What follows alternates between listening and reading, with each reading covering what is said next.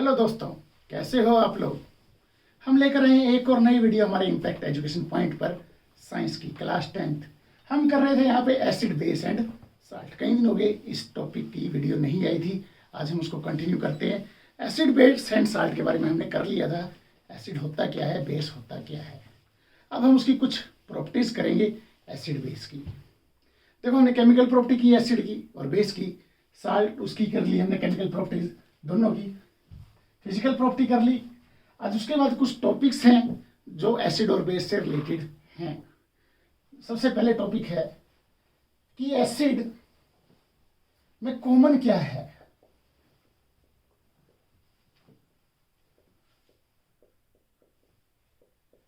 Base में common क्या है।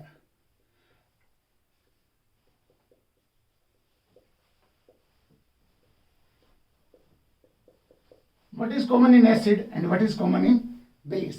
हम सबसे पहले बात करते हैं एसिड। एसिड के नाम लिखो यहां पे, HCl, H2SO4,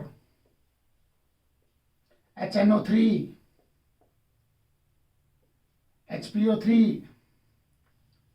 देखो, इन सब एसिड के अंदर एक चीज कॉमन आ रही है जो है हाइड्रोजन, H पॉजिटिव आयन। जब इनको हम HCl को करेंगे एक एक्सपेरिमेंट में, एक बीकर में, ठीक है, यहां लगा दी हमने कॉर्क, यहां एक नेल लगा दी। कॉर्क ये लकड़ी का है, बैड कंडक्टर है, और जो ये सॉल्यूशन है ये डिल्यूट HCl का सॉल्यूशन है या डिल्यूट H2SO4 का सॉल्यूशन, कोई भी ले लो। इसको जोड़ दिया बैटरी के टर्मिनल से और यहां लगा दिया एक बल्ब,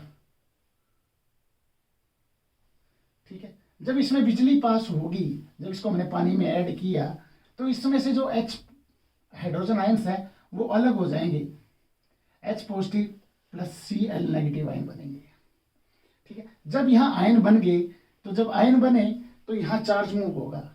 अगर चार्ज मूव होगा तो ये सर्किट कौन कंप्लीट कर देगा, H पॉजिटिव और Cl नेगेटिव आयंस, ठीक है। ये चार्ज को अपना सर्किट को कंप्लीट कर देंगे और ये बल्ब ग्लो करना शुरू कर देगा।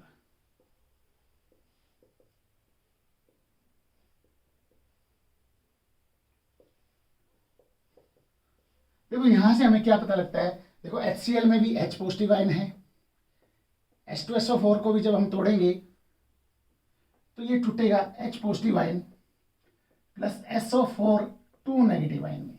यहां 2 हाइड्रोजन है तो इसको 2 कर दो, ठीक है। HNO3 भी टूटेगा H positive ion plus NO3 negative ion में, ठीक है। हर एक जगह से एक ही चीज कॉमन आएगी जो है hydrogen ion. Hydrogen ion common आएगा एसिड के अंदर से, हर एसिड में हाइड्रोजन आयन कॉमन है।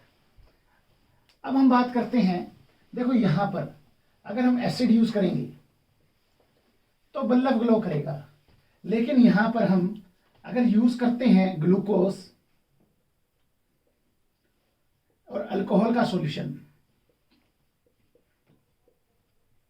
तो बल्ब ग्लो नहीं करेगा, ठीक है। ग्लूकोज और अल्कोहल के केस में बल्ब ग्लो नहीं करेगा।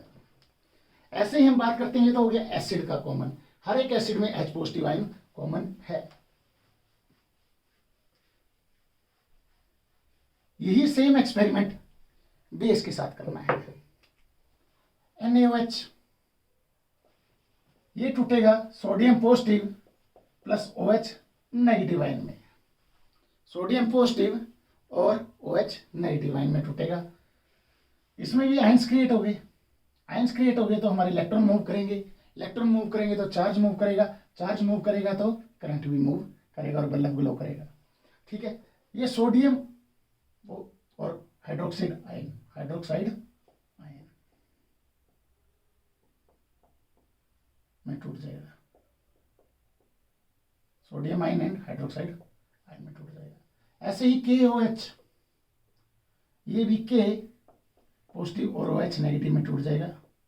CaOH2 ये भी Ca2 positive plus 2 OH negative में टूट जाएगा। MgOH2 ये भी Mg2 positive plus 2OH negative में टूट जाएगा। देखो बेस के अंदर क्या कॉमन आ रहा है, सब बेस के अंदर OH कॉमन आ रहा है। ये हो गए हमारे बेस।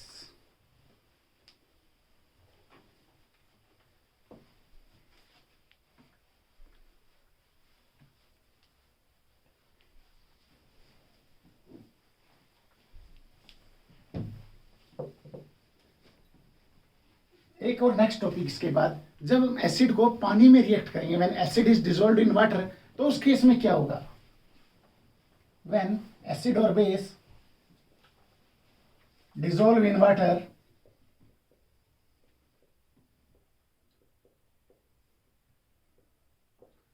तो उस केस में होगा क्या। देखो जब एसिड और बेस को हम पानी में डिसॉल्व करेंगे, जैसे HCl प्लस H2O, तो यहां पर क्या बनेगा, यहां पे एक चीज बन जाएगी, H3O पॉजिटिव आयन बन जाएगा और Cl नेगेटिव आयन अलग हो जाएगा। ठीक है, ये टूट जाएगी HCl, H जो इसके साथ जुड़ जाएगा और H3O पॉजिटिव आयन बना लेगा और Cl नेगेटिव आयन बना लेगा। जितना ज्यादा हम पानी में एसिड मिलाएंगे, हमेशा पानी में एसिड मिलानी है, ना कि एसिड में पानी मिलाना है। अगर हम एसिड में पानी मिलाएंगे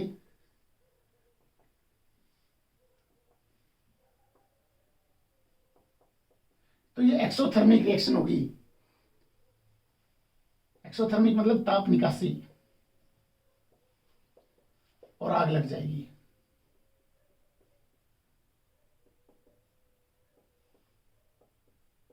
ठीक है, ये जलना शुरू कर देगी, आग लग जाएगी अगर हम तेजाब में पानी मिलाएंगे, नहीं एसिड में पानी मिलाएंगे तो पानी में हमें एसिड मिलाना चाहिए, वो भी स्लोली स्लोली, धीरे धीरे, ताकि वो धीरे धीरे ब्रेक डाउन हो आयंस में। और एक्सोथर्मिक रिएक्शन तो होगी लेकिन एकदम नहीं, क्योंकि पानी की मात्रा ज़्यादा है। ठीक है, पानी उसको ठंडा कर देगा साथ ही साथ, तो पानी में एसिड मिलाना चाहिए। और देखो जब एसिड अपने रियल फॉर्म में होता है वो होता है कंसंट्रेटेड, जब उसमें हम पानी मिक्स कर देते हैं वो बन जाता है डिल्यूट एसिड। और जब हम एसिड को पानी में या बेस को पानी में मिक्स करते हैं तो उस प्रोसेस को कहते हैं डिल्यूशन। उस प्रोसेस को कहते हैं डिल्यूशन। ठीक है, डिल्यूट एसिड बन जाएगा क्योंकि उसकी कंसंट्रेशन क्या हो जाएगी, कम हो जाएगी, वो H पॉजिटिव और Cl नेगेटिव आयंस में टूट जाएगा, तो उसकी कंसंट्रेशन कम होगी तो डिल्यूट एसिड बन जाएगा। जो भी ट्रैक्टरों में बैटरियों में तेजाब डाली जाती है वो क्या होती है, वो डिल्यूट होती है। जो दुकानदार लेके आते हैं वो प्योर लेके आते हैं, धीरे धीरे वो पानी में उसको मिक्स करते हैं थोड़ा थोड़ा मात्रा में, और ट्रैक्टर की बैटरियों में या जो अपनी गाड़ी की बैटरियों में डालते हैं। उसके बाद base,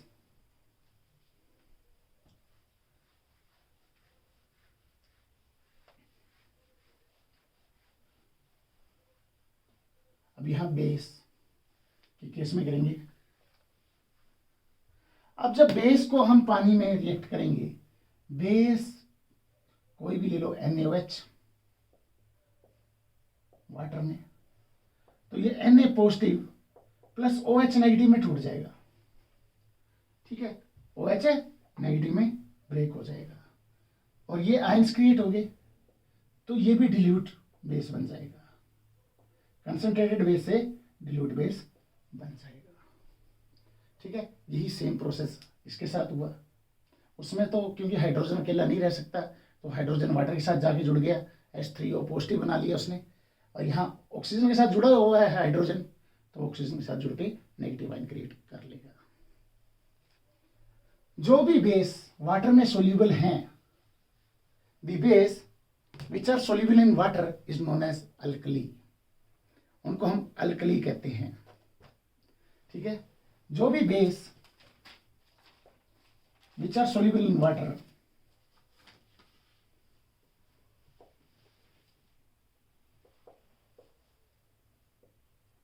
is known as alkali।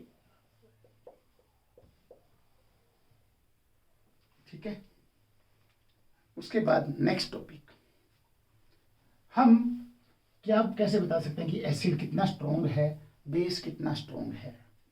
ठीक है, एसिड और बेस को स्ट्रॉन्ग करने के लिए यहाँ पे एक स्केल बना है जिस स्केल का नाम है पीएच स्केल, जो हमें बताता है कि एसिड स्ट्रॉन्ग है या बेस स्ट्रॉन्ग है। उसमें बहुत सारे कलर होते हैं, उसमें काउंटिंग होती है 0 से लेके 14 तक। अब पीएच होता क्या है? पीएच होता है पोटेंस। पोटेंस का मतलब जर्मन में, जर्मन लैंग्वेज का वर्ड है, इसका मतलब है पावर, कि एसिड और बेस कितना पावरफुल है वो हम डिटरमाइन करते हैं 0 से लेके 14 के बीच में। ठीक है, यहां पर आ गया 7। ठीक है, एक मिड पॉइंट ले लो, 0 से लेके 7 तक, 7 से लेके 14 तक। 0 से लेके 7 तक जो है, 0 से लेके 7 तक, 7 नहीं 7 तक, वो है एसिड, और 7 है न्यूट्रल, और 7 से लेके 8 तक है बेस। ठीक है, देखो अब मैं तुम्हें एक बात और बताता हूं, यहां से अगर हम उस साइड जाएंगे पोटेंस स्केल में या पीएच स्केल में, तो उस साइड क्या बन रहा है? बेस बन रहा है, इस साइड एसिड था, तो उस साइड बेसिक मीडियम इंक्रीज हो रहा है, बेसिसिटी या बेसिक मीडियम इंक्रीज हो रहा है, बेस इंक्रीज होती है। ठीक है, अगर हम इस साइड आएंगे 14 से लेके 0 तक, तो इस साइड एसिड इंक्रीज हो रही है। ठीक है, तो 0 से लेके 7 तक जो सबसे स्ट्रॉन्ग एसिड है वो उस 0 होगी, पीएच स्केल पे उसकी वैल्यू होगी 0। और इसमें कलर दिखा रखे हैं अलग अलग, रेड कलर होगा, डार्क रेड, और जो स्ट्रॉन्ग बेस होगा वो डार्क ब्लू कलर होगा। ठीक है, और न्यूट्रल सिर्फ हमारे पास एक ही चीज है, जो है प्योर वाटर, प्योर वाटर। ठीक है, ये न्यूट्रल होता है, ना ये एसिडिक होता, ना ये बेसिक होता। या फिर जब हम स्ट्रॉन्ग एसिड को स्ट्रॉन्ग बेस से मिलाएंगे तो जो हमारे पास साल्ट बनेगा वो भी क्या बनेगा? न्यूट्रल साल्ट बनेगा। ठीक है, ये चीजें हैं भाई, हम हमेशा एसिड की पावर को किसमें मापते हैं? पोटेंस में या पीएच स्केल में। इसमें अलग अलग कलर हैं, वो हमें शो करता है एसिडिटी, कितना एसिड है कितना बेस है। ठीक है, पावर शो करता है एसिड और बेस की।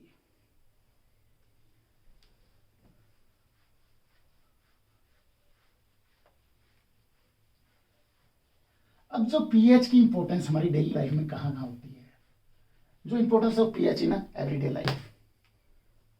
देखो पीएच स्केल हर एक जगह मैटर करता है इन एवरीडे लाइफ। कई बार क्वेश्चन आ जाता है, तो इसके 4-5 पॉइंट हैं, वो नोट कर लो।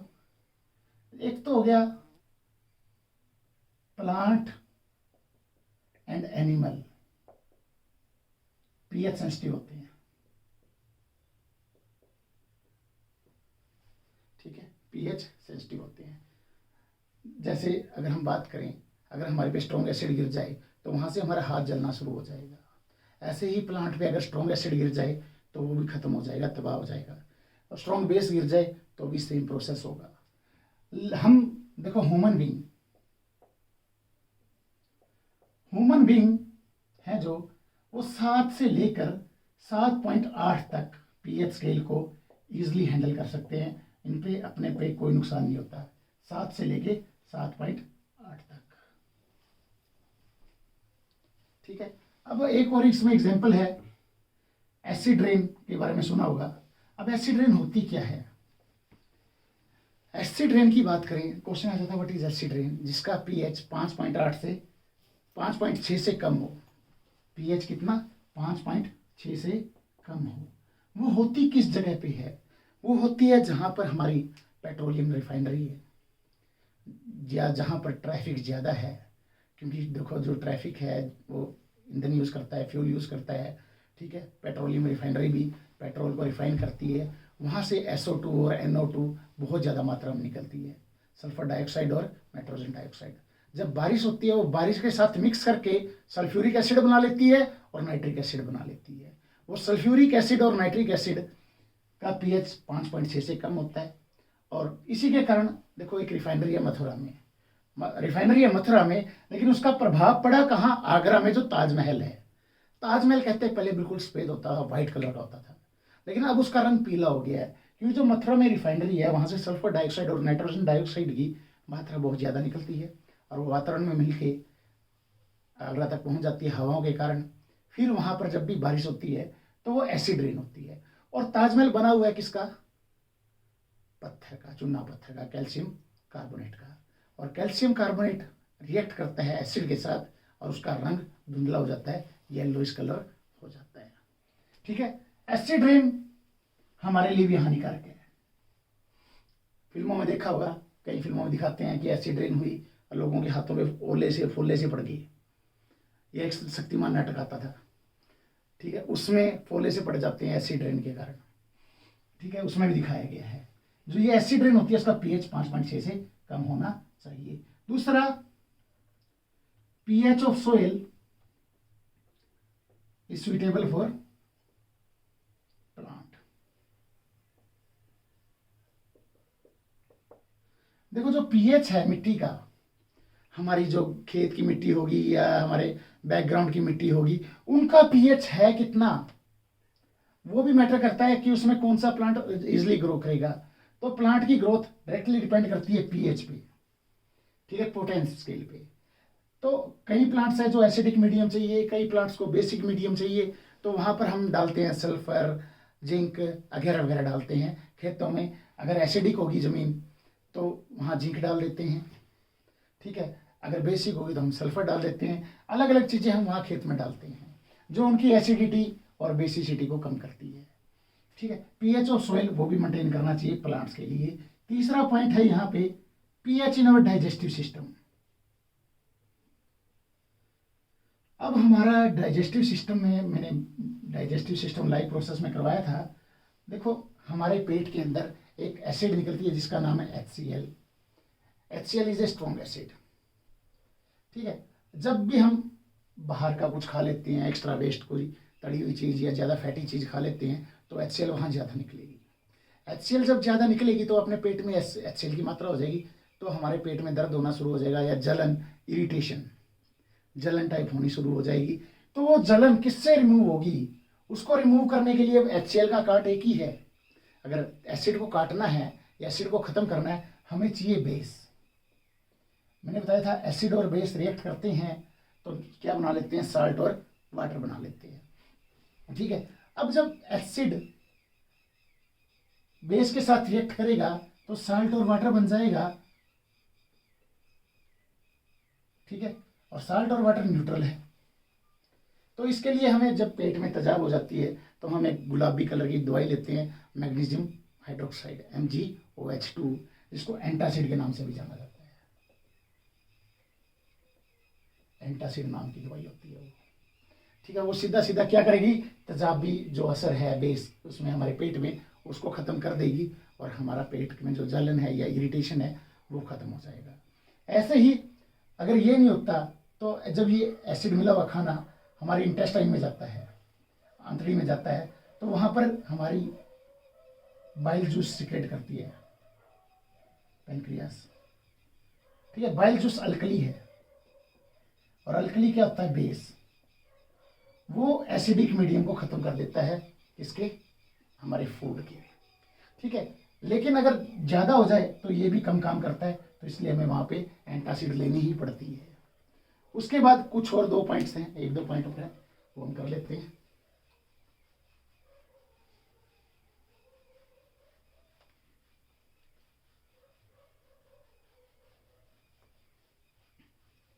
एक पॉइंट और है।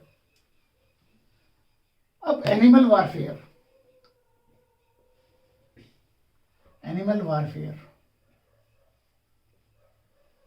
एनिमल अपने सेल्फ डिफेंस के लिए यूज करता है इसको, एसिड को, सेल्फ डिफेंस के लिए। अब हम बात करते हैं जैसे मधुमक्खी या हनी बी, या जिसको हम भ्रींड कहते हैं, या ये मधुमक्खी है, ठीक है, या फिर रेड आंट, चींटियाँ, ठीक है, लाल चींटी जब भी हमारे काटती हैं तो हमारे शरीर में जलन पैदा होनी शुरू हो जाती है और वहाँ फुंसी पैदा होती है। ठीक है, और जब मधुमक्खी लड़ती है, मधुमक्खी जब भी हमारे डंक मारेगी तो हमारे शरीर में एसिड छोड़ती है वो, और उस एसिड के कारण हमारे शरीर में इरिटेशन पैदा होता है, और इरिटेशन के कारण हम करते हैं खारिश, खारिश करने के बाद वहाँ सूजन शुरू हो जाती है। तो इसका बेस्ट हल क्या होगा? अगर हमारे घर में बेकिंग सोडा है,